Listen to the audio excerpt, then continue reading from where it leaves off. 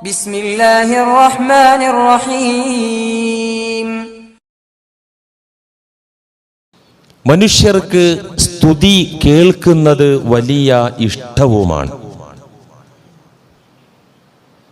ഏതൊരു ആളായാലും തന്നെ വാഴ്ത്തുന്നത്, പ്രശംസിക്കുന്നത് കേൾക്കുമ്പോൾ മനസ്സിന് സന്തോഷം വരും. തിരിച്ചാണെങ്കിൽ, കുറ്റപ്പെടുത്തലാണെങ്കിൽ സ്വാഭാവികമായും മനസ്സിന് പ്രയാസവും വരും. ഒരാളൊരു പണി ചെയ്തു, ഒരു പ്രവർത്തനത്തിൽ ഏർപ്പെട്ടു. ആ പ്രവർത്തനം കുറ്റമറ്റ വിധത്തിൽ, കൊള്ളാവുന്ന വിധത്തിൽ ആ ഡ്യൂട്ടിയിൽ നിന്ന്, പണിയിൽ നിന്ന് വിരമിക്കുമ്പോൾ അയാൾ സ്തുതിക്കപ്പെട്ടാൽ കൊള്ളാം, ആ ചെയ്ത പണി നന്നായി, അത് വളരെ മനോഹരമായി, ഭംഗിയായി എന്നൊക്കെയുള്ള സ്തുതി, എന്നൊക്കെയുള്ള പ്രകീർത്തനം, വാഴ്ത്തൽ കേൾക്കുമ്പോൾ ആ വ്യക്തിക്ക് സന്തോഷം ഉണ്ടാവും. തിരിച്ചാണെങ്കിലോ കൊള്ളൂലത്, അതൊരു മെനയായില്ല, അതത്ര ക്ലിയർ ആയില്ല എന്ന് കേൾക്കുമ്പോൾ ഒരു പ്രയാസം. അത് എവിടെയുണ്ട്. ഇപ്പൊ ഞാനൊരു പണി എടുത്തുകൊണ്ടിരിക്കുക, നിങ്ങൾക്ക് ഇപ്പൊ ഖുർആൻ ക്ലാസ് എടുത്തുകൊണ്ടിരിക്കുക, അതൊരു പണിയാണ്. ക്ലാസ് കഴിഞ്ഞ് റൂമിലെത്തിയപ്പോൾ ഇന്ന് അത്ര മെനയായില്ല ക്ലാസ് എന്ന് പറഞ്ഞാൽ എൻ്റെ മനസ്സിനൊരു വിഷമം. ഈ വിഷമത്തിൽ നിന്ന് ഞാൻ രക്ഷപ്പെടാൻ നീ കുറേ ഉയരണം, ഈ ഉള്ളിടത്തൊന്നും അതിന് സാധിക്കില്ല. നേരെ മറിച്ച് കറക്റ്റായിരുന്നു, നന്നായിരുന്നു എന്ന് പറഞ്ഞാൽ ഒരു സന്തോഷം. ഇതൊരു ഉദാഹരണത്തിന് പറഞ്ഞതാ. പൊതുവെ ഏത് രംഗത്തും ഇതുണ്ട്. സ്തുതി മനുഷ്യർക്കൊക്കെയും ഇഷ്ടമാണ്, താല്പര്യമാണ്. മനുഷ്യരൊക്കെ അത് ആഗ്രഹിക്കുന്നുണ്ട്. ഒരു പെണ്ണ് ഭക്ഷണം പാചകം ചെയ്തു. അത് കഴിക്കുന്ന സമയത്ത് കഴിക്കുന്നവർ സൂപ്പർ ഫുഡ്, നല്ല ടേസ്റ്റി ഫുഡ് എന്ന് പറഞ്ഞാൽ അവൾക്ക് നല്ല ആശ്വാസം. നേരെ മറിച്ച് ഇത് എന്തൂട്ട് കൂട്ടാനാ, അതൊരു മനസ്സിന് പ്രയാസമാവും. അവിടെയൊക്കെ പ്രശംസ സുന്നത്തും കൂടിയാണ് കേട്ടോ. കെട്ടിയോള് ഫുഡ് ഉണ്ടാക്കി തന്നു, തരക്കേടില്ലാന്ന് തോന്നിയാൽ അത് പറയല് സുന്നത്താ. അത് കെട്ടിയോളോട് മാത്രമല്ല, ഒരു വീട്ടിൽ അതിഥിയായി, വിരുന്നുകാരായി നമ്മൾ കയറി ചെന്ന് ആ വീട്ടുകാർ നമുക്ക് ആതിഥ്യമരുളി ശാപ്പാട് തന്നിട്ട് അത് കഴിക്കുന്ന നേരത്ത് ഉഷാറാണെങ്കിൽ അൽഹംദുലില്ലാ, ഭക്ഷണം നന്നായിട്ടുണ്ട് കേട്ടോ പറയണം. അത് സുന്നത്താ. അവിടെ പിശുക്കിന്റെ ഒരു കാര്യമില്ലല്ലോ. അത് പറഞ്ഞാൽ എന്താ നഷ്ടം വരാനുള്ളത്? അങ്ങനെ പറയുന്നത് കൂലിയാ. നേരെ മറിച്ച് ഓപ്പോസിറ്റ് ആണ്. നമുക്ക് അത്ര ഇഷ്ടപ്പെട്ടില്ല, രുചി ഇല്ലെങ്കിൽ മിണ്ടരുത്, ഭക്ഷണത്തെ ഒരിക്കലും കുറ്റപ്പെടുത്തരുത് എന്നാ. അപ്പൊ ഭക്ഷണ രംഗത്ത് നിന്നുമല്ല, ഏത് രംഗത്തും ഒരു ഉദ്യോഗസ്ഥൻ മുറപ്രകാരം നമുക്കൊരു കാര്യം ചെയ്തു തന്നാൽ, സാറ് ഈ ചെയറിലുള്ളത് കൊണ്ട്, സാറെ ഞാൻ കണ്ടെത്തിയത് കൊണ്ട് എൻ്റെ കാര്യം നടന്നു, ഇല്ലെങ്കിൽ ഞാൻ തെണ്ടേണ്ടി വരും. ഇത് കേൾക്കുമ്പോൾ അയാൾക്ക് സന്തോഷാണ്, പറയുന്ന ആൾക്ക് അതും സന്തോഷാണ്. സ്തുതിഗീതങ്ങൾ എവിടെയുമുണ്ട്. ചുരുക്കത്തിൽ സ്തുതി പറയലും കേൾക്കലും മനുഷ്യർക്കിടയിൽ വ്യാപകമാണ്, സർവസാധാരണമാണ്, എല്ലായിടത്തും ഉണ്ട്. എന്ന് മാത്രമല്ല, മറ്റുള്ളവരിൽ നിന്ന് നാം സ്തുതി ആഗ്രഹിക്കുകയും പ്രതീക്ഷിക്കുകയും ചെയ്യാറുണ്ട്. ഒരു പിതാവ് മക്കളിൽ നിന്ന് സ്തുതി ആഗ്രഹിക്കുന്നു, പ്രതീക്ഷിക്കുന്നു. വാപ്പച്ചിയുടെ അധ്വാനല്ലേ, വാപ്പച്ചി ചോര നീരാക്കിയതല്ലേ, എത്ര കാലം നാടുവിട്ടു, എത്ര കാലം ഊണും ഉറക്കവും മറന്നുകൊണ്ട് കഠിനാധ്വാനം ചെയ്തു, അങ്ങനെയൊക്കെ കഷ്ടപ്പെട്ടതല്ലേ മക്കളായ ഞങ്ങൾ അനുഭവിക്കുന്നത് എന്ന് മക്കളങ്ങോട്ട് പറയുമ്പോൾ ഒരു പിതാവിൻ്റെ മനസ്സ് നിറയും. അത് പിതാവിനെ വാഴ്ത്തലാണ്, സ്തുതിക്കലാണ്. നേരെ മറിച്ച് ആയ കാലത്ത് തന്ത തെണ്ടി നടന്നു, അതുകൊണ്ട് തന്നെ ഇപ്പോ 1/2 സെന്റ് ഭൂമി ഇവിടെ ഇല്ല. എനിക്ക് ഓർമ്മ വെച്ച നാള് മുതൽ ഇന്നോളം കിടപ്പാടമില്ലാതെ പൂച്ച പെറ്റ് കുട്ടികളെ കൊണ്ട് നടക്കുന്നത് പോലെ എന്തോരം വാടക വീടുകളാണ് മാറി മാറി മാറി മാറി തെണ്ടി നടന്നത്. ഇനി മക്കളായ ഞങ്ങളും തെണ്ടും എന്നൊരു പിതാവിനോട് പറഞ്ഞാൽ അത് എത്രമാത്രം ആ പിതാവിൽ വേദന ഉണ്ടാക്കും. ഇതുപോലെ തന്നെ മക്കൾ പേരൻസിൽ നിന്ന് സ്തുതി പ്രതീക്ഷിക്കുന്നുണ്ട്. മക്കൾ രക്ഷിതാക്കളിൽ നിന്ന്, മാതാപിതാക്കളിൽ നിന്ന് സ്തുതി പ്രതീക്ഷിക്കുന്നുണ്ട്. കുട്ടികളുടെ പഠനത്തിലും പ്രവർത്തനത്തിലും നാം അംഗീകാരം കൊടുത്തുകൊണ്ട് ഒരു വാക്ക് അവരെ സ്തുതിച്ചു പറഞ്ഞാൽ അത് അവർക്ക് വലിയ പ്രോത്സാഹന. വെരി ഗുഡ്, നന്നായിട്ടുണ്ട് മോനെ, മോളാ പറഞ്ഞത് ശരിയായിട്ടുണ്ട്, മോളാ ചെയ്തത് കൃത്യമായിട്ടുണ്ട്. അത് വലിയൊരു അംഗീകാരമാണ് കുട്ടികൾക്ക്. നേരെ മറിച്ച് തിരിച്ചാണെങ്കിലോ അത് മാനസികമായി അവരെ തകർക്കലും നശിപ്പിക്കലുമാകും. ചില രക്ഷിതാക്കളൊക്കെ SSLC എക്സാമിന്റെ റിസൾട്ട് വരുന്ന നേരത്ത് എനിക്ക് തന്നെ അനുഭവമുണ്ട്. ഈ കുട്ടിയെ എക്സാമിന്റെ സമയത്തൊക്കെ മാക്സിമം സമ്മർദ്ദത്തിലാക്കും. അതേ എല്ലാ A+ കിട്ടണം കേട്ടോ. അതോടുകൂടി കുട്ടി ആ ബേജാറായി. വാപ്സിന്റെ മോള് പരമാവധി ട്രൈ ചെയ്തോ, ഞാൻ അള്ളാഹിനോട് ദുആ ചെയ്യാം, ട്യൂഷൻ വേണോ, വേറെ എന്തൊക്കെ ലൈബ്രറി വേണോ, എന്തൊക്കെ വാപ്പിച്ച് എല്ലാ സൗകര്യം മോൾക്ക് പറ്റുന്ന മാതിരി ചെയ്തു, ബാക്കി അള്ളാഹിന്റെ അടുത്തുള്ള കാര്യമാണ്. ഇതേ ഒരു മുസ്ലിം പേരന്റ് പറയാൻ പാടുള്ളൂ. അങ്ങനെ എക്സാമിന്റെ റിസൾട്ട് വന്നു. 10ാം ക്ലാസ്സിലെ 9 വിഷയത്തിലെ A+, 1 മാത്രം A. ആ ഒരു കാരണത്താൽ കുട്ടിയെ ശകാരിക്കുന്ന ഒരു രക്ഷിതാവിനെ ഞാൻ കണ്ടിട്ടുണ്ട്. ആ കുട്ടി അതോടുകൂടെ മാനസികമായി മരിക്കുകയാണ്. എന്തിനാ ബേജാറാന്ന്? 9 A+ കിട്ടിയില്ല, അൽഹംദുലില്ലാ. 1 നമുക്ക് റീവാലുവേഷൻ ഒന്ന് കൊടുത്തു നോക്കാം. നീ ഇല്ലെങ്കിൽ എന്തിനാ അതിന് ടെൻഷൻ അടിക്കണേ? ഇങ്ങനെ പോസിറ്റീവായി മക്കളെ പ്രശംസിക്കുക എന്നത് അവരിൽ ഒരു ഉണർവും ഉത്തേജനവും ഉണ്ടാക്കും എന്നത് തർക്കമില്ല. ഞാൻ ഈ ഉദാഹരണങ്ങളൊക്കെ നിങ്ങളോട് പറഞ്ഞെന്തിനാ? സ്തുതി എന്നത്, ഹംദ് എന്നത് മനുഷ്യർക്കിടയിൽ സർവസാധാരണയാണ്, വ്യാപകമാണ്. മനുഷ്യരെല്ലാം അത് കൊതിക്കുന്നു, പ്രതീക്ഷിക്കുന്നു, ആഗ്രഹിക്കുന്നു. ഒരു മേലുദ്യോഗസ്ഥൻ കീഴുദ്യോഗസ്ഥനിൽ നിന്ന് സ്തുതി പ്രതീക്ഷിക്കുന്നുണ്ട്. കീഴുദ്യോഗസ്ഥന്മാർ മേലുദ്യോഗസ്ഥന്മാരിൽ നിന്നും സ്തുതി ആഗ്രഹിക്കുന്നുണ്ട്. ഒരു വ്യക്തി തന്റെ കൂട്ടുകാരിൽ നിന്ന്, സ്നേഹിതന്മാരിൽ നിന്ന് ഹംദ് പ്രതീക്ഷിക്കുന്നുണ്ട്, ഹംദിനായി കാത്തിരിക്കുന്നുണ്ട്. അയൽക്കാരിൽ നിന്ന്, അതുപോലെ തന്നെ ബന്ധുക്കളിൽ നിന്ന് എല്ലാം സ്തുതി, പ്രശംസ മനുഷ്യൻ പ്രതീക്ഷിക്കുകയും ആഗ്രഹിക്കുകയും ചെയ്യുന്നുണ്ട്. ഇവിടെയാണ് പടച്ച തമ്പുരാൻ പഠിപ്പിക്കുന്നത് അൽഹംദുലില്ലാഹി റബ്ബിൽ ആലമീൻ.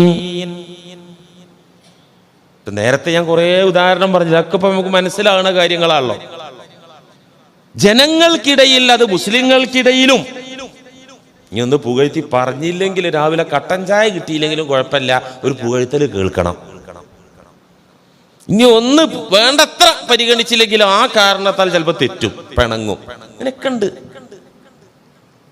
ഇങ്ങനെ നമുക്കിടയിൽ വ്യാപകമാണ് പ്രശംസ, സ്തുതി എന്നത്.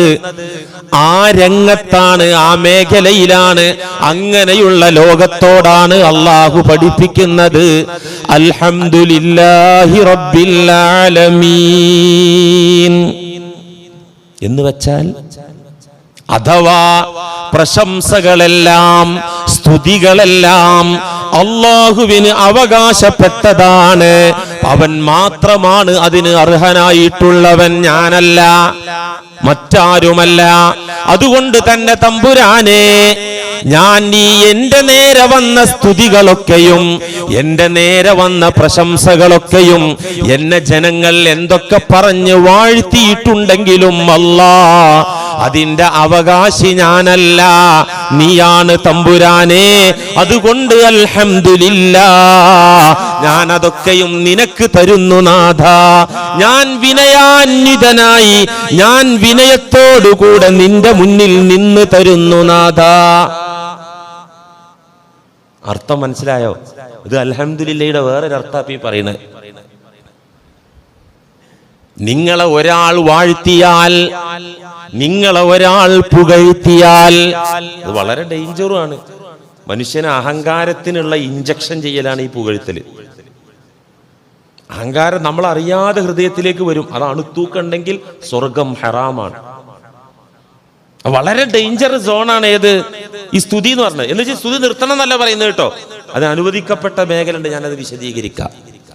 നിങ്ങളെ ഒരാൾ വാഴ്ത്തി പറഞ്ഞാൽ, നിങ്ങളുടെ മുഖത്ത് നോക്കി സ്തുതി പറഞ്ഞാൽ, സ്തുതി വേറെ അപകടകരമായ സ്തുതി ഉണ്ട്. മണ്ണ് വാരി എറിയണം എന്നാണ് റസൂലുള്ളാഹി സ്വല്ലല്ലാഹി അലൈഹി വസല്ലം പറഞ്ഞത്. അങ്ങനെ സ്തുതിക്കുന്നവരെ മണ്ണ് വാരി എറിയണം.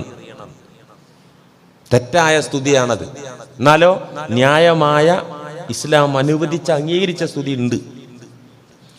നമ്മെ ഒരാൾ നാം അതിന് അർഹനാണെങ്കിൽ പോലും നമ്മെ സ്തുതിക്കുമ്പോൾ നാം ഉടനെ ചെയ്യേണ്ടതെന്താ? നന്നായിട്ടോ, ക്ലാസ് നന്നായി, അൽഹംദുലില്ലാഹ്. അല്ലെ, ആ പണി നന്നായിട്ടോ, അൽഹംദുലില്ലാഹ്. അവിടെ പൊങ്ങല്ല, അൽഹംദുലില്ലാഹ്. യഥാവിധി പഠിച്ചു ഉൾക്കൊണ്ട് ഓതുന്ന ഒരു മുഅ്മിനാണെങ്കിൽ അൽഹംദുലില്ലാഹി റബ്ബിൽ ആലമീൻ എന്ന വചനം അതിന്റെ അർത്ഥം പൊരുള് ഗ്രഹിച്ച് ഓതുന്ന ഒരു മുഅ്മിനാണെങ്കിൽ ആ മുഅ്മിനിനെ ആര് പ്രശംസിച്ചാലും സ്തുതിച്ചാലും ആ മുഅ്മിൻ തിരിച്ചറിയും, ഈ സ്തുതിക്ക് ഞാനല്ല അർഹൻ, അല്ലാഹുവേ നീയാണ് സ്തുത്യർഹമായ ഈ പ്രവൃത്തി ചെയ്യാൻ സഹായിച്ചത് നീയാണല്ലോ അല്ലാ, അതിന് അവസരം തന്നത് നീയാണല്ലോ അല്ലാ, അൽഹംദുലില്ലാഹി റബ്ബിൽ ആലമീൻ. അങ്ങനെ തന്നെ നല്ല ഫുഡ് ഉണ്ടാക്കി ഭാര്യ, നമ്മൾ അൽഹംദുലില്ലാഹ് ദീന് പഠിപ്പിച്ചതുപോലെ ഒന്ന് പ്രശംസിച്ചു, ആ രുചികരമായ ആഹാരം ഉണ്ടാക്കിയതിനൊന്ന് സ്തുതിച്ചു അവളെ. അവൾ അൽഹംദുലില്ലാഹ് പഠിച്ച പെണ്ണാണെങ്കിൽ വിശുദ്ധ ഫാത്തിഹ സൂറയുടെ 2-ാമത്തെ അധ്യായം ഉൾക്കൊണ്ട ഭാര്യയാണെങ്കിൽ ഇത് കേൾക്കുമ്പോൾ തന്നെ അവൾ നെഞ്ചത്ത് കൈവച്ച് പറയും, അൽഹംദുലില്ലാഹ്, ഈ ഫുഡ് നന്നാക്കിയവൾ ഞാനല്ല, ഈ ഫുഡ് നന്നാക്കിയവൻ റബ്ബേ നീയാണ്, നന്നാക്കി തന്നവൻ നീ മാത്രമാണ്. എന്തുകൊണ്ടെന്നാൽ എല്ലാ ചേരുവകളും ക്രമമായി ചേർത്തുകൊണ്ട് ജാഗ്രതയോടുകൂടെ ഞാൻ പാചകം ചെയ്ത സൽക്കാരത്തിന്റെ ദിവസം അത് കൊളമായി പോയി. ചേരുവൊക്കെ ക്ലിയർ ചെയ്യുന്നു, നല്ല ശ്രദ്ധയും. ഒന്നിപ്പുറത്ത് വെള്ളം തിളച്ചപ്പോ അങ്ങോട്ട് തിരിഞ്ഞപ്പോൾ അത് അടി പിടിച്ച് ടേസ്റ്റ് മാറി. ഇങ്ങനെ ഉണ്ടാവുമല്ലോ. നേരെ മറിച്ച് നല്ല തിരക്കാണ്, പാചകം ചെയ്യാൻ നേരല്ല, ഒന്നിക്ക് ഭർത്താവിന് അസുഖമാണ്, അല്ലെങ്കിൽ കൊച്ചുങ്ങൾക്ക് എന്തോ പ്രശ്നമുണ്ട്. ഈ തിരക്കിനിടയിൽ സാധനങ്ങളാണെങ്കിൽ ചേരുവകളാണെങ്കിൽ എല്ലാം ഇല്ലതാനും ഒരു തട്ടിക്കൂട്ട് കൂട്ടാണ്ടാക്കി ബിസ്മിയോടുകൂടെ. പാര ടേസ്റ്റ്. ഇത് നിങ്ങളിങ്ങനെ അന്തം വിട്ട് നോക്കുന്നത്, ഇതൊക്കെ എനിക്ക് അനുഭവമുള്ളതാ എൻ്റെ വീട്ടിൽ. അപ്പൊ എന്താടി ഇന്ന് കറി വളരെ ഭംഗിയായിട്ടുണ്ടല്ലോ. ഇന്ന് സത്യത്തിൽ എനിക്ക് നേരം ഉണ്ടായിരുന്നില്ല, കൊച്ചുങ്ങളെ കാര്യങ്ങൾ തീർന്നിട്ട് ഒന്ന് ശ്രദ്ധിക്കാനും നേരം ഉണ്ടായില്ല. അതിലേക്ക് വേണ്ട പച്ചക്കറി ആണെങ്കിൽ മുഴുവൻ എന്നിട്ട് ടേസ്റ്റ് ഉണ്ടോന്ന് ചോദിക്കും, സത്യത്തിൽ ടേസ്റ്റ് ഉണ്ടാവും. ഇത് ഭക്ഷണത്തിൽ അല്ലാഹു വെക്കുന്ന ഒരു ബറക്കത്താൻ. ഇത് അറിയുന്ന പെണ്ണ് രുചികരമായ ആഹാരം പാചകം ചെയ്തതായി അത് കഴിക്കുന്ന ആളുകൾ അവളെ വാഴ്ത്തിയാൽ, സ്തുതിച്ചാൽ, അൽഹംദുലില്ലാഹ് റബ്ബേ ആ സ്തുതി നിനക്കിരിക്കട്ടെ, നീയല്ലേ ഇത് ഒരുക്കി തന്നത്, അത് നിനക്കിരിക്കട്ടെ. അൽഹംദുലില്ലാഹ് പഠിക്കാത്ത ഭാര്യയാണെങ്കിൽ അത് ഞാനെന്ന മഹദി എന്തുണ്ടാക്കിയാലും ടേസ്റ്റാ, ഒരു ചമ്മന്തി അരച്ചാലും അങ്ങനെ. എന്റെ വീട്ടിൽ നിന്ന് ഉമ്മച്ചിയും പറയാറുണ്ട്, ഇപ്പൊ അമ്മായിമത്തള്ളേ നിങ്ങൾ മാത്രമൊന്നല്ല, അവിടുന്ന് ഞാൻ കുറെ കേട്ടതാ. മാത്രല്ല പാചകത്തിൽ നൈപുണ്യമുള്ളവളാ. ചാനലിലൊക്കെ പാചക കലയിലെ ചർച്ചയിൽ ടീച്ചറാകാൻ യോഗ്യതയുള്ളവളാ. അതിനൊക്കെ പുറമെ നെറ്റിൽ ഞാൻ പാചകം സെർച്ച് ചെയ്യാറുണ്ട്, ചിക്കനൊക്കെ പുതിയ മോഡൽ. ഇവൾ അൽഹംദുലില്ലാഹ് പഠിച്ചിട്ടില്ല. പഠിച്ച അങ്ങനത്തെ ഡയലോഗ് വരൂല. നിങ്ങൾ നോക്കൂ, ഈ നിസ്കാരത്തിൽ ഫാത്തിഹയിൽ ഓതുന്ന അൽഹംദുലില്ലാഹ് നമ്മുടെ പാചകപ്പുരയിൽ അടുക്കളയിലേക്ക് വരണം. ഇതാണിപ്പോൾ ക്ലാസ് പറഞ്ഞാല്. നമ്മളെ ചന്തയിലേക്ക് വരണം, നമ്മളെ ബെഡ്റൂമിലേക്ക് വരണം. അൽഹംദുലില്ലാഹ് കൊണ്ട് നമ്മൾ ജീവിക്കണം. അതാണ് ക്ലാസ്. ഓതാൻ ഏത് പമ്പര വിടിക്കും പറ്റും, മുനാഫിക്കിനും പറ്റും. മുത്തുനബിയുടെ കാലത്ത് 70-ൽ ചില്ലറ മുനാഫിക്കുകൾ പള്ളിയിൽ വന്ന് അൽഹംദുലില്ലാഹ് ഓതിയിരുന്നു. ആ ഓത്തുകൊണ്ടൊക്കെ അവർക്ക് കിട്ടിയത് നരകത്തിന്റെ അടിത്തട്ടാണെന്ന് വിശുദ്ധ ഖുർആൻ. കഴിഞ്ഞില്ലേ കഥ? ഒരു അധികാരിയുടെ മുമ്പാകെ ചെന്ന് പറഞ്ഞു, സാറ് കനിഞ്ഞതുകൊണ്ട് എന്റെ കാര്യം നടന്നു. സാറി ചെയറിലുള്ളത് കൊണ്ട് ഞാൻ രക്ഷപ്പെട്ടു എന്ന് പറയുമ്പോ അൽഹംദുലില്ലാ പഠിച്ച ഉദ്യോഗസ്ഥനാണെങ്കിൽ, ഉൾക്കൊണ്ട മുഅ്മിനായ അധികാരിയാണെങ്കിൽ ആ കസേരയിൽ ഇരുന്നൊന്നും പൊങ്ങൂല. അപ്പൊ പറയും അൽഹംദുലില്ലാ, ഈ ചെയറിൽ ഞാൻ വന്നിരിക്കാൻ വിചാരിച്ചാൽ നടക്കുവോ? എന്തോരാളുകൾ ഈ അധികാര കസേരയിൽ ഇരിക്കാൻ വേണ്ടി കഠിനാധ്വാനം ചെയ്ത് കൊതിച്ച് നടന്നിട്ടില്ല. ഈ കസേരയിൽ എന്റെ നാഥൻ എന്നെ കൊണ്ടുവന്നിരുത്തിയതാ, അതുകൊണ്ട് ഇരുന്നതാ. അതുകൊണ്ട് സ്തുതി അങ്ങോട്ട് ഇരിക്കട്ടെ, അൽഹംദുലില്ലാ. ഈ സ്തുതി പഠിച്ച പിതാവാണെങ്കിൽ മക്കള് പറഞ്ഞു, വാപ്പച്ചിയുടെ ചോര നീരായതല്ലേ ഞങ്ങളുടെ സമ്പാദ്യം, ഞങ്ങൾ അനുഭവിക്കുന്നത് വാപ്പച്ചിയുടെ കഠിനാധ്വാനമല്ലേ, അൽഹംദുലില്ലാഹി റബ്ബിൽ ആലമീൻ എന്നത് ഉൾക്കൊണ്ട പിതാവാണെങ്കിൽ മക്കളോട് പറയും, മക്കളെ വാപ്പ എന്താണ് ചെയ്തത്? അല്ലാഹു ആയുസ് തന്നതുകൊണ്ടല്ലേ, ആരോഗ്യം തന്നതുകൊണ്ടല്ലേ, സമ്പാദിക്കാനുള്ള അവസരം തന്നതുകൊണ്ടല്ലേ, സമ്പത്തവൻ തന്നതുകൊണ്ടല്ലേ. വാപ്പച്ചിയേക്കാൾ കഠിനാധ്വാനം ചെയ്ത ഉപ്പമാർ, പിതാക്കന്മാർ എത്രയെത്ര നമ്മുടെ നാട്ടിലുണ്ട്. അവർക്കില്ലാത്തത് എന്റെ റബ്ബ്, അവർക്ക് കിട്ടാതെ പോയത് എന്റെ റബ്ബ് എനിക്ക് തന്നിട്ടുണ്ടെങ്കിൽ മക്കളെ അത് വാപ്പച്ചിയുടെ കഴിവല്ല. അൽഹംദുലില്ലാഹി റബ്ബിൽ ആലമീൻ.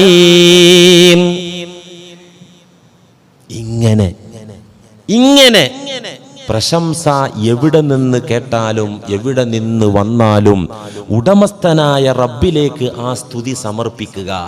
അതാണ് സർവസ്തുതിയും അള്ളാഹ്ക്കാണെന്ന് പറഞ്ഞത്.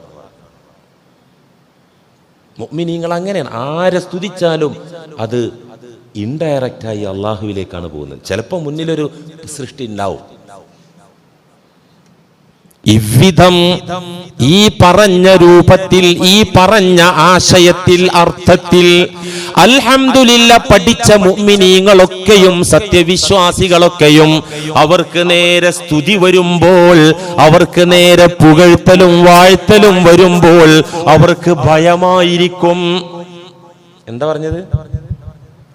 ഈ ആയത്ത് പഠിച്ച മുഅ്മിനീങ്ങളാണെങ്കിൽ അവരെ ഒരാള് പുകഴ്ത്തിയാല് ആ പുകഴ്ത്തിൽ കേൾക്കുമ്പോൾ പേടി മനസ്സിൽ കയറും. നേരെ മറിച്ച് ഇത് പഠിക്കാത്ത, അൽഹംദുലില്ലാഹി റബ്ബിൽ ആലമീൻ അറിയാത്ത ആളാണെങ്കിൽ ഒരു സുഖവും അല്പം ഈഗോയും കിട്ടും. അൽഹംദുലില്ലാഹി തുസീലുൽ കിബ്റ വരിയാ മിൻ ഖുലൂബി ഇബാദില്ലാഹ്. പ്രസിദ്ധി മോഹവും പ്രശസ്തി മോഹവും കപടഭക്തിയും അഹങ്കാരവും മഹന്തയും അൽഹംദുലില്ലാ എന്ന പവിത്രമായ വചനം പ്രഖ്യാപനം അല്ലാഹുവിന്റെ ദാസന്മാരുടെ ഹൃദയത്തിൽ നിന്ന് ഇത്തരത്തിലുള്ള ദുസ്വഭാവങ്ങളെ നീക്കിക്കളയും. അൽഹംദുലില്ലാ കൊണ്ട് അഹങ്കാരവും അഹന്തയും ഹൃദയത്തിൽ നിന്ന് നീങ്ങിപ്പോകും. കപടഭക്തിയും പ്രസിദ്ധി മോഹവും ഹൃദയത്തിൽ നിന്ന് അൽഹംദുലില്ലാ നീക്കി വൃത്തിയാക്കും.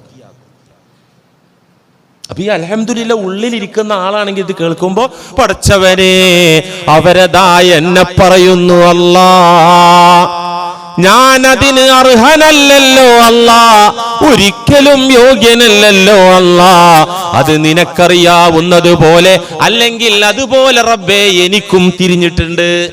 അവരെന്നെ പറയാണല്ലോ, പടച്ചോനെ ഞാനതിന് യോഗ്യനല്ലല്ലോ, ഈ അവസരമൊക്കെ ഉണ്ടാക്കി തന്നതും ആ ഒരു പുണ്യകാര്യം സൃഷ്ടിച്ചതും നീയാണല്ലോ എന്നിലൂടെ നാഥാ. അൽഹംദുലില്ലാഹി റബ്ബിൽ ആലമീൻ. ഇങ്ങനെ നബിമാര് പഠിപ്പിച്ചു തന്നത് അങ്ങനെയാണ്.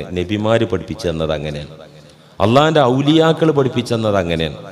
അവരിൽ നിന്ന് എന്തൊരു നല്ല സ്തുത്യർഹമായ കാര്യം കണ്ടാലും അത് അള്ളാഹിന്റെ അക്കൗണ്ടിലേക്ക് വെക്കാൻ പറയും. ഈ അക്കൗണ്ടിലേക്ക് വേണ്ട അറിയും.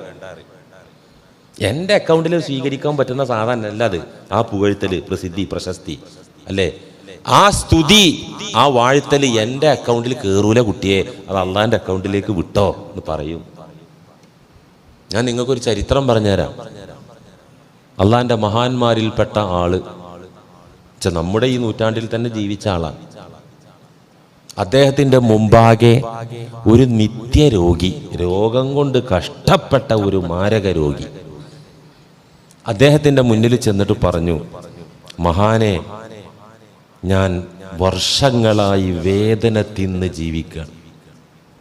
രാത്രികളിൽ എനിക്ക് ഉറങ്ങാൻ പറ്റുന്നില്ല. എൻ്റെ സമ്പത്ത്, അധ്വാന ഫലം ഏറെക്കുറെ 99% എൻ്റെ അസുഖത്തിന് ട്രീറ്റ് ചെയ്യാൻ വേണ്ടി ഞാൻ ചെലവഴിച്ചു. കേൾക്കുന്ന ഡോക്ടർമാരെ മാറി മാറി ഞാൻ കണ്ടു, പലവിധ മരുന്നും കുടിച്ചു. എൻ്റെ രോഗം ഇതുവരെ സുഖമായിട്ടില്ല. അതുകൊണ്ട് ഈ സങ്കടം ഒന്ന് ബോധിപ്പിക്കാൻ വന്നതാണ് എന്ന് ഈ മാരക രോഗത്തിൻ്റെ പിടിയിലമർന്ന വേദന തിന്ന് ജീവിക്കുന്ന സാധുവായ മനുഷ്യൻ അൽഹംദുലില്ലാഹി റബ്ബിൽ ആലമീൻ എന്ന് ഉൾക്കൊണ്ട ഒരു നല്ല മനുഷ്യൻ്റെ മുന്നിൽ ചെന്ന് പരാതി, സങ്കടം പറഞ്ഞു. അദ്ദേഹം പറഞ്ഞു, പേടിക്കണ്ട, ബേജാറാകണ്ട, ഞാൻ ദുആ ചെയ്യാം അള്ളാഹിനോട്, അള്ളാഹ് ശിഫ തരും, ധൈര്യമായിട്ട് പോയിക്കോളൂ, ഒരു പേടിയും പേടിക്കണ്ട, ഞാൻ അള്ളാഹിനോട് ദുആ ചെയ്യാം, അള്ളാഹ്ക്ക് ശിഫയാക്കാൻ പറ്റുമല്ലോ, മരുന്നിനും വൈദ്യന്മാർക്കും പറ്റാത്തത് റബ്ബിന് പറ്റുമല്ലോ, നിങ്ങൾ പോയിക്കോളൂ, ഞാൻ ദുആ ചെയ്യാം. അത്ഭുതമെന്ന് പറയട്ടെ, ഒരാഴ്ച കൊണ്ട് ആ രോഗം 100% ശമനമായി. 100%. അതിൻ്റെ ഒരു ലക്ഷണം പോലും ദേഹത്തിലില്ലാത്ത വിധം. ഈ രോഗി, അന്ന് രോഗം ഉണ്ടായിരുന്ന വ്യക്തി ഇന്ന് ജീവിച്ചിരിപ്പുണ്ട്, എനിക്ക് പരിചയമുണ്ട്, അതാണ് ഞാൻ പറയുന്നത്. ഒരാഴ്ച കൊണ്ട് 100% രോഗം ഭേദമായി. ഉടനെ അദ്ദേഹവും രോഗത്തിൽ നിന്ന് മുക്തനായ ആ സഹോദരനും അദ്ദേഹത്തിന്റെ ബന്ധുക്കളും ഈ നല്ല മനുഷ്യൻ, പ്രാർത്ഥിച്ച മനുഷ്യനോട് നന്ദി പറയാനും അദ്ദേഹത്തെ വാഴ്ത്താനും ഒരു സ്തുതി പറയാനും വേണ്ടി കടന്നു വന്നു. ഈ രോഗം ബാധിച്ച വ്യക്തി എന്നോട് നേരിട്ട് റിപ്പോർട്ട് ചെയ്തതാ. അവിടെ എന്താ ഉണ്ടായത്? അങ്ങയോട് പറയാൻ നന്ദിയുടെ വാക്കുകളില്ല. അങ്ങേക്ക് തരേണ്ട സമ്മാനങ്ങൾ എന്ത് തന്നാലും അതൊരു പ്രത്യുപകാരമാവുകയില്ല. ഞങ്ങൾ നന്ദി പറയാൻ വന്നതാണ്. എന്റെ രോഗമൊക്കെ 100% സുഖപ്പെട്ടിട്ടുണ്ട്. അതിന്റെ ഒരു അടയാളം പോലും എന്റെ ദേഹത്ത് ഇപ്പോൾ അവശേഷിക്കുന്നില്ല എന്ന സ്തുതിയാണ് പറഞ്ഞപ്പോ പുഞ്ചിരി തൂകിയിരുന്ന ആ മഹാന് മുഖം കറുത്തു.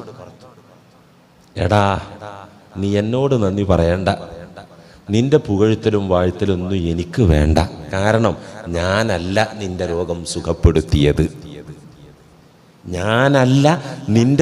സുഖപ്പെടുത്തിയത്, ഞാനൊരു നിമിത്തമായി എന്ന് മാത്രം.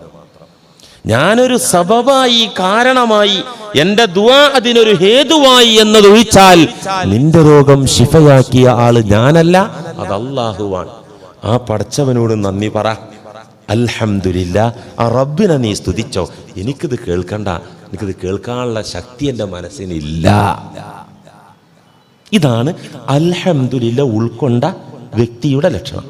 നേരെ മറിച്ച് വേറൊരു ടൈപ്പ് സാധനങ്ങൾ ഇതങ്ങോട്ട് ചെന്ന് പറയുമ്പോൾ, അത് ഞാൻ ഇതിൻ്റെ മുമ്പും പലപ്പോഴും ദുആ ചെയ്തിട്ട് ഉത്തരം കിട്ടിയിട്ടുണ്ട്, അത് എനിക്ക് ആ ഇന്ന ഔലിയപ്പാപ്പ തന്ന വരാ, അല്ലെ ഇന്ന മഖബറയിൽ കുത്തിയിരുന്നിട്ട് കിട്ടിയ സിദ്ധ്യ, അതുകൊണ്ട് വല്ലതും ഉണ്ടോ, ഇയാളാ സുഖപ്പെടുത്തിയതേ.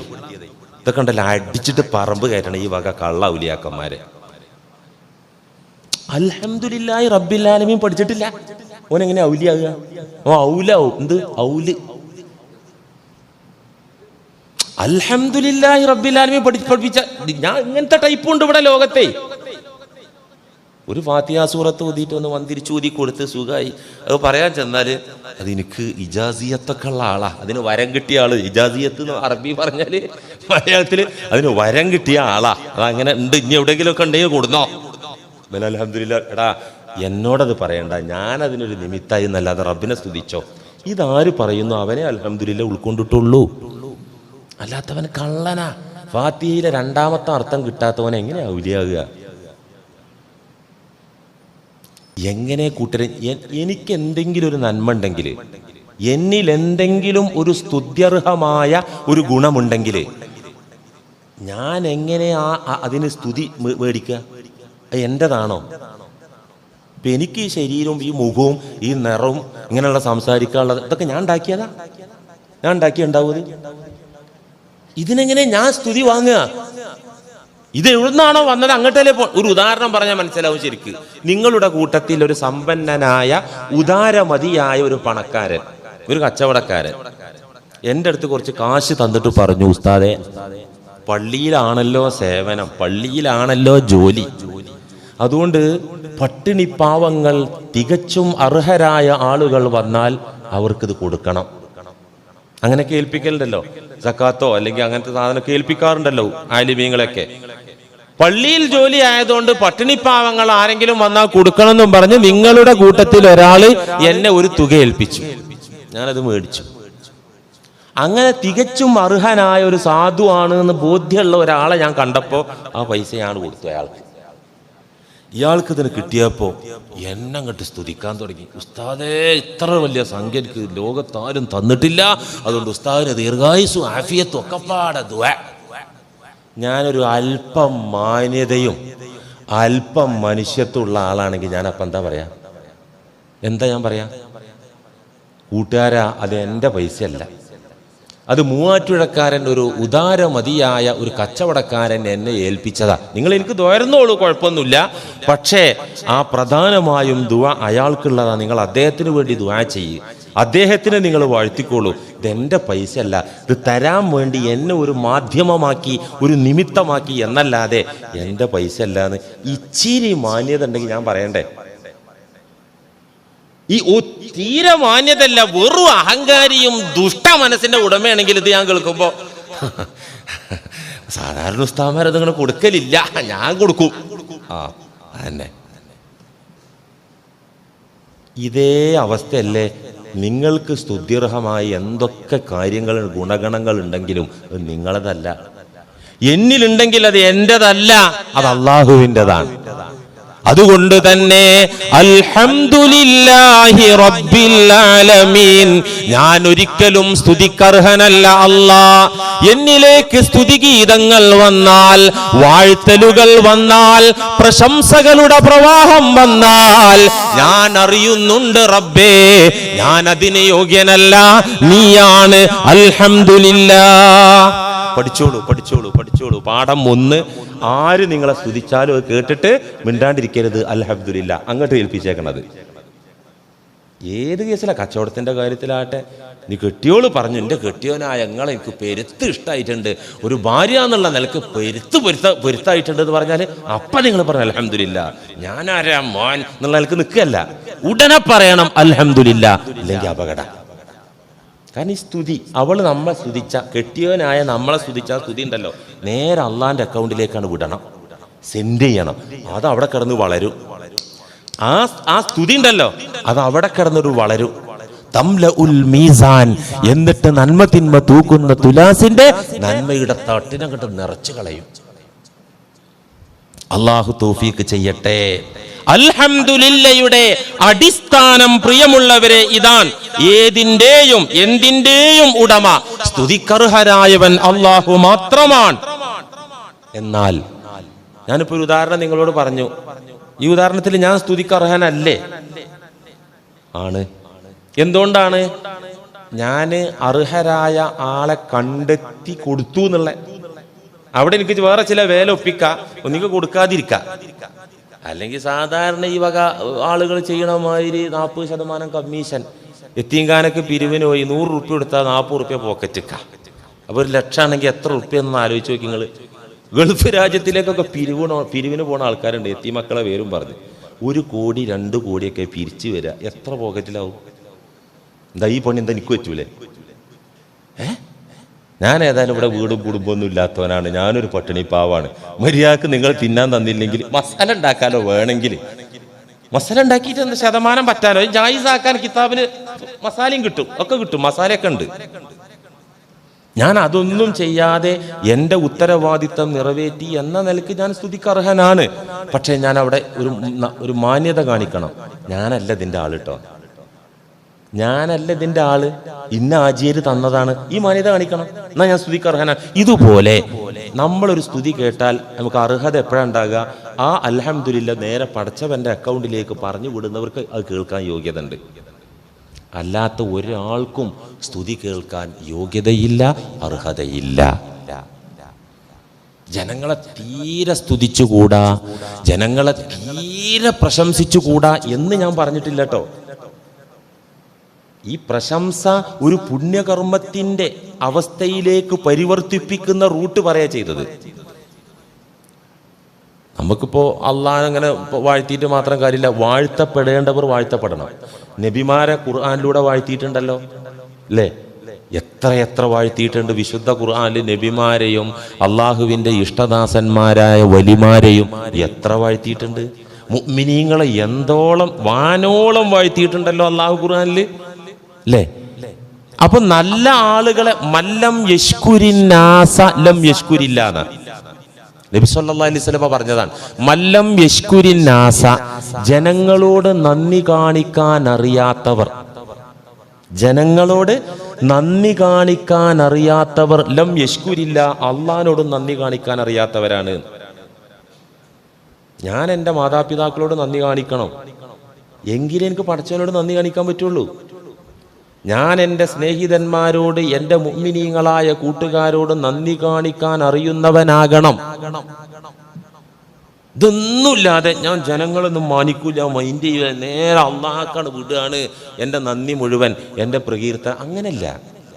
മുഅ്മിനീങ്ങൾക്കിടയിൽ നന്ദിയുണ്ട്, സ്തുതിയുണ്ട്, വാഴ്ത്തലുണ്ട്. ഇതൊക്കെ സ്വാലിഹായ അമലായി രൂപപ്പെടുത്തണം. അതിനാണ് ഈ അൽഹംദുലില്ലാ ഒരു മാനദണ്ഡമായിട്ട് വരുന്നത്. ഈ അൽഹംദുലില്ലാ അവഗണിക്കപ്പെടുമ്പോൾ അതിൻ്റെ അർത്ഥതലം, അതിൻ്റെ പൊരുള് അത് അവഗണിക്കപ്പെടുമ്പോഴാണ് ഈ പ്രശംസ ഡേഞ്ചർ ആകുന്നത്. ഒരു കാര്യം ഉറപ്പാണ്, അതെന്താണ്? അൽഹംദുലില്ലാ എന്ന് ഓതേണ്ട വിധത്തിൽ ഓതുന്ന ഒരു മുഅ്മിൻ, അതിൻ്റെ അർത്ഥം ഉൾക്കൊണ്ട് ഓതുന്ന ഒരു മുഅ്മിൻ, ആ മുഅ്മിനിന്റെ ഹൃദയത്തിൽ അഹങ്കാരം ഉണ്ടാവൂല, ഉറപ്പാണ്. വിശുദ്ധ ഖുർആൻ എന്ന് പറയുന്നത് ഞാൻ പറഞ്ഞല്ലോ ഒരു മഹാപട്ടണമാണ്. വിശുദ്ധ ഖുർആൻ ഈ ലോകത്തോളം നല്ല അതിന്റെ വ്യാപ്തി. വിശുദ്ധ ഖുർആൻ എന്ന് പറയുന്ന അത്ഭുത ലോകത്ത് എല്ലാമുണ്ട്. അവിടെ ധനമുണ്ട്, അവിടെ സൗഖ്യമുണ്ട്, അവിടെ സമാധാനമുണ്ട്, അവിടെ ആഹ്ലാദമുണ്ട്, അവിടെ അന്ത്യ വിജയമുണ്ട്, അവിടെ സ്വർഗീയ സുഖമുണ്ട്, അവിടെ പരലോക രക്ഷയുണ്ട്, അവിടെ ദുനിയാവിലെ പുരോഗതി ഉണ്ട്. എല്ലാം വിശുദ്ധ ഖുർആൻ എന്ന് പറയുന്ന അത്ഭുത നഗരത്തിലുണ്ട്. ഈ അത്ഭുത നഗരത്തിലേക്ക് പ്രവേശനം കിട്ടണമെങ്കിൽ ബിസ്മി കഴിഞ്ഞാൽ ഉടനെ ഇതാണ് ഓതണം. ഏതോതണം? അൽഹംദുലില്ലാഹി റബ്ബിൽ ആലമീൻ. അത് ഓതിയവർക്ക് മാത്രമേ ഖുർആനിലെ അത്ഭുതങ്ങൾ ദർശിക്കാനാകൂ, ആസ്വദിക്കാനും അനുഭവിക്കാനും സാധിക്കൂ. അത് ഓതേണ്ട വിധത്തിൽ ഓതുന്നവരൊക്കെയും വിനയത്തോടെ നിന്നുകൊടുക്കും. അവരിൽ നിന്ന് ഈഗോയുടെ കറ, അഹന്തയുടെ കറ, അഹങ്കാരത്തിന്റെ കുത്ത് അതൊക്കെ നീങ്ങിപ്പോകും. ഒരു കാര്യം നബി സല്ലല്ലാഹു അലൈഹി വസല്ലം പഠിപ്പിച്ചിട്ടുണ്ട്, ഹദീസിൽ കാണാം. അർബഉൻ മിൻ അത്യബിൽ കലാം. വിശുദ്ധ ഖുർആൻ ഒരു വാക്കാണ്. നമ്മൾ ഓതുമ്പോൾ ദിക്റുകൾ വാക്കാണ് അല്ലെ? സ്വലാത്ത് ഒരു വാക്കാണ്.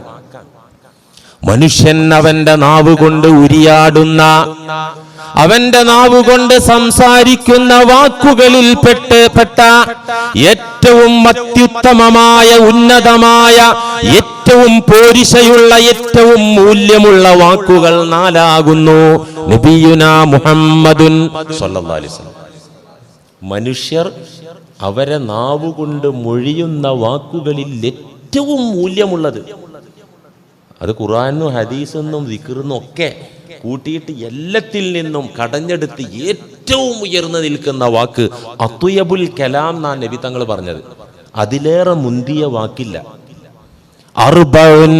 4 വാക്കുകൾ മിൻ അത്വയബിൽ കലാം. മനുഷ്യന്റെ സംസാരത്തിൽ ഏറ്റവും മുന്തി നിൽക്കുന്ന, ഏറ്റവും മഹിതമായ, പ്രതിഫലാർഹമായ വാക്കുകളാകുന്നു. ഏതാണ് ഈ വാക്ക്? ആ 4 വാക്കും കിബിറ് മാറ്റി വിനയുണ്ടാക്കുന്ന വാക്കാണ്. ഈ 4 വാക്കും മനുഷ്യനെ ശാന്തനാക്കുന്ന, അവൻ്റെ ഊട്ടുഗുണങ്ങൾ, പ്രകൃതിയുടെ ഗുണങ്ങൾ അതിൽ പെടാതെ അവനെ ഉബൂദിയത്തിലേക്ക്, താഴ്മയിലേക്ക് കൊണ്ടുപോകുന്ന വാക്കുകളാണ് 4. സുബ്ഹാനല്ലാഹ് വൽഹംദുലില്ലാഹ് വലാ ഇലാഹ ഇല്ലല്ലാഹ് വല്ലാഹു അക്ബർ. വഹുന്ന മിനൽ ഖുർആൻ. നബി സല്ലല്ലാഹു അലൈഹി വസല്ലം പറയുന്നു, ഈ 4 വാക്കും ഖുർആന്റെ ഉള്ളിൽപ്പെട്ടതാണ്, പുറത്തല്ല.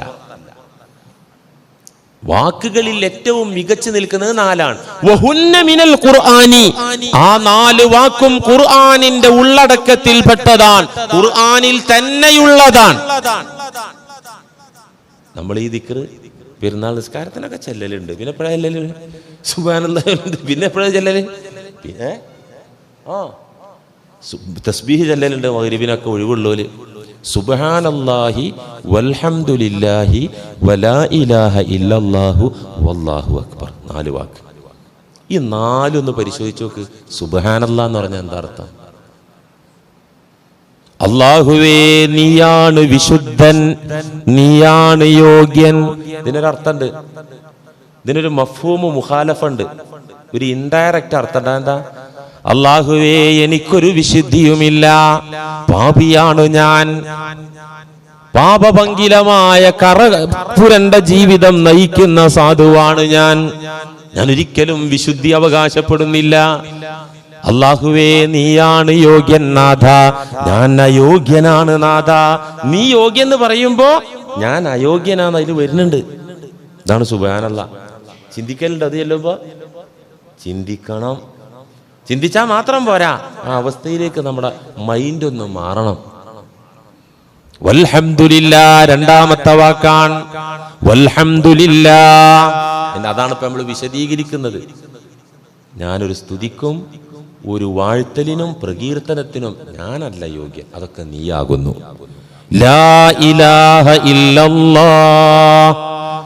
ആരാധനർക്കർഹനായിട്ടുള്ളവൻ, റബ്ബായിട്ടുള്ളവൻ നീ മാത്രം. ലാ ഇലാഹ ഇല്ലല്ലാഹ് എന്ന് പറഞ്ഞ എന്താ അർത്ഥം?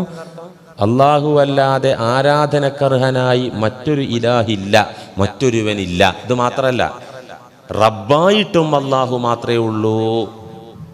ഉലൂഹിയത്തിലും റുബൂബിയത്തിലും തൗഹീദുണ്ട്. അതൊരു വലിയ വിഷയമാണ്, വെള്ളിയാഴ്ച പറയേണ്ട വിഷയമാണ്. തൗഹീദ് 2 മേഖലയിലുണ്ട്. ഉലൂഹിയത്തിൽ, ആരാധനയുടെ കാര്യത്തിൽ അല്ലാഹ് മാത്രം. അതുകൊണ്ട് ഒരാൾ മുഅ്മിനാവില്ല. റുബൂബിയത്തിൽ തൗഹീദ് ഉണ്ട്.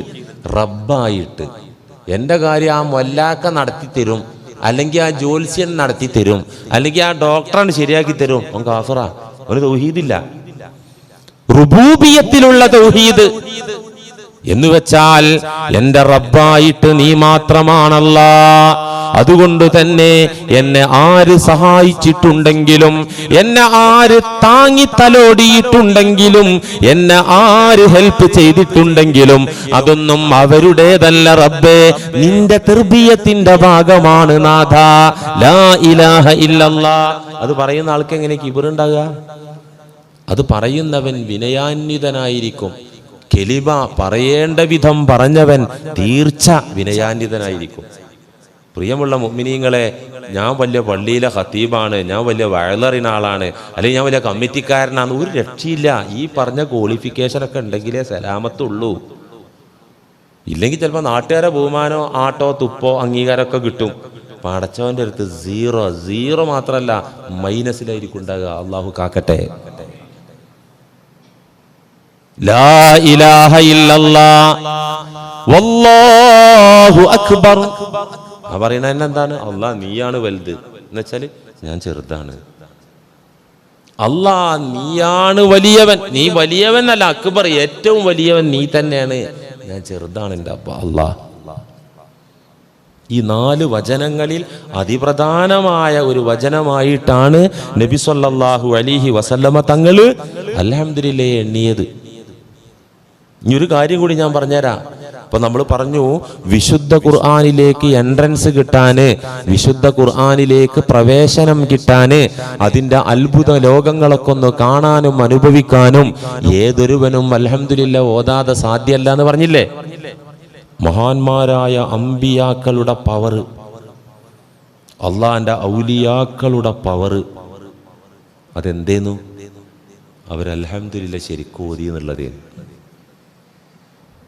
അമ്പിയാക്കളുടെ മഹത്വം പറയുന്നിടത്തൊക്കെ അള്ളാഹ് അടിവരട്ട് പറയുന്നത് അവരൊരു സംഭവമായിരുന്നു, അവർ റസൂലായിരുന്നു, അവർ നബിയായിരുന്നു, വടിയിട്ട് പാമ്പാക്കിയ ആളായിരുന്നു, വെള്ളത്തിലടിച്ചപ്പോൾ അവിടെ ഹൈവേ രൂപപ്പെടുത്തിയ നബിയാണ്, ചത്ത ചകത്തിന് ജീവട്ടൊടുത്ത നബിയാണ്.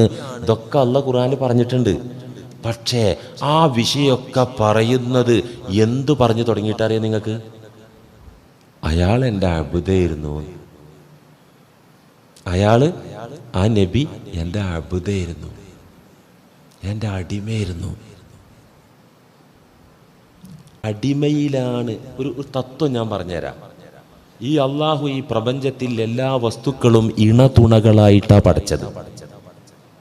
എല്ലാ വസ്തുവും, ആകാശവും ഭൂമിയും, ആണും പെണ്ണും, ഇരുട്ടും വെളിച്ചും, വെള്ളവും തീയും, കരയും കടലും, എല്ലാം. സുബ്ഹാനല്ലദീ ഖലഖൽ അസ്വാജ കുല്ലഹ. യാസീൻ അറിയില്ലേ? സുബ്ഹാനല്ലദീ ഖലഖൽ അസ്വാജ കുല്ലഹ മിമ്മാ തുംബിതുൽ അർളു വമിൻ അൻഫുസിഹിം വമിമ്മാ ലാ യഅലമൂൻ. യാസീനിലുള്ളതല്ലേ അത്? അല്ലേ? എന്താണ് പറഞ്ഞത്? അല്ലാഹ് എത്ര വിശുദ്ധനാ, എത്ര യോഗ്യനാ. എല്ലാ സാധനത്തിനെയും ഇണതുണകളായി പടച്ചു. മനുഷ്യരെ മാത്രല്ല, മിമ്മാ തുംബിത്തുൽ അർള്, ഭൂമിയിൽ മുളച്ചു പൊങ്ങുന്ന സസ്യലോകമൊക്കെയും ഇണതുണകളാണ്. വമിമ്മാ ലാ യഅലമൂൻ, ഇനി നമ്മൾ കാണാത്ത കേൾക്കാത്ത സാധനങ്ങൾ എന്തൊക്കെ ഉണ്ടോ അതൊക്കെ ഇണതുണകളാണ്.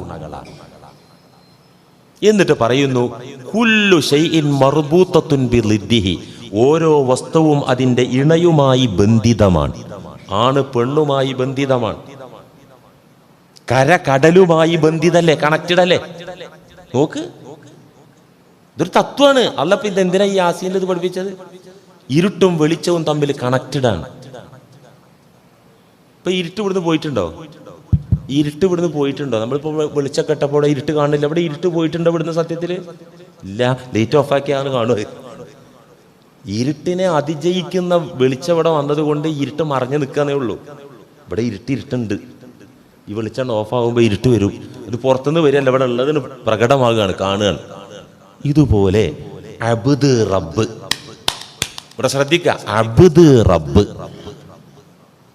ഒരു അബ്ദ് അവൻ അബ്ദായി പടച്ചവന്റെ മുന്നിൽ നിന്നുകൊടുത്താൽ അവൻ റബ്ബുമായി കണക്റ്റഡ് ആകും. ഒരു പെണ്ണ് പൂർണ്ണ പെണ്ണാണെങ്കിൽ, എല്ലാ പെണ്ണ് സ്ത്രീത്വത്തിന്റെ സ്ത്രൈണ നേച്ചറിന്റെ പ്രതീകമായ പെണ്ണാണെങ്കിൽ ആണ് ആകർഷിക്കൂലേ? ആകർഷിക്കും. അങ്ങനെയുള്ളത്.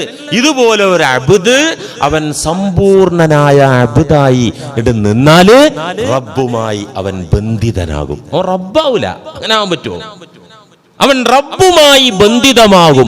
കുല്ലു ശൈഇൻ മർബൂത്തത്തുൻ ബിളിദ്ദിഹി, അല്ലാഹു ഈ പ്രപഞ്ചത്തിലെ സകലമാന വസ്തുക്കളും ഇണതുണകളായി പടച്ചെങ്കിൽ റബ്ബ് അബ്ദ്, ഉടമ അടിമ, അത്